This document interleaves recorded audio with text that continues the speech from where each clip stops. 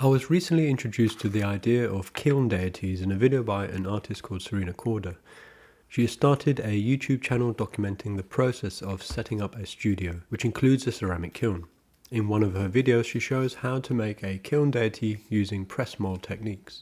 This has tickled my imagination and I've decided to make my own deity.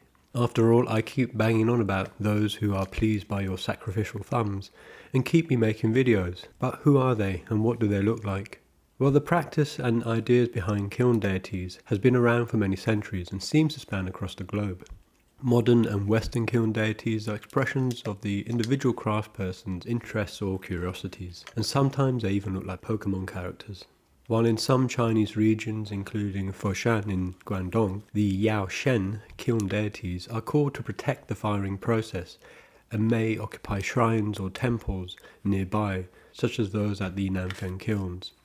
In contrast, the ancient Greeks had 5 ceramic daemons, spelt with an A and not to be confused with demons like those from Buffy the Vampire Slayer.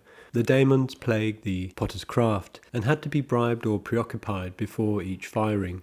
Their names and the calamities they imbued were also quite interesting. There was Sintrabos, who was the shatterer, Smaragos, who was the smasher, Asbestos, who still plagues us today and is the charer or scorcher, Savactes, who might be my namesake and is the destroyer, and finally Omodamos, the crude bake or underbake. That one's probably the nicest of the 5, squidgy like cookie dough. I'm not sure if the daemons had a physical presence in popular imagination, but kiln deities were often made from unused clay and left to air dry near or upon the kilns while the firing occurred. In this last year, the fortunate have been able to work in the relative safety of their homes, and an ever-increasing number of us rely on technology to learn, teach and work. It's not uncommon to see the mysterious workings of the algorithm gods organise how we find and access information. And where the home and work-life balance intermingles, logging on might feel not too dissimilar to loading the kiln shelves, and turning on the webcam for a meeting or lesson, unlike opening the kiln door to find it was all a waste of time and you become a superstar on the evening news.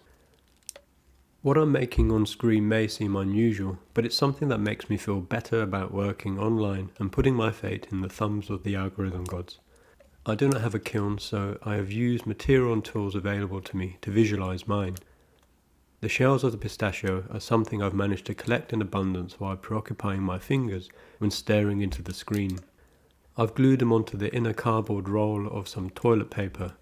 It's not clearly anthropomorphized, although the shells look like severed thumbnails, and it stands like a small totem or the severed appendage of a monster from a 1980s erotic horror manga.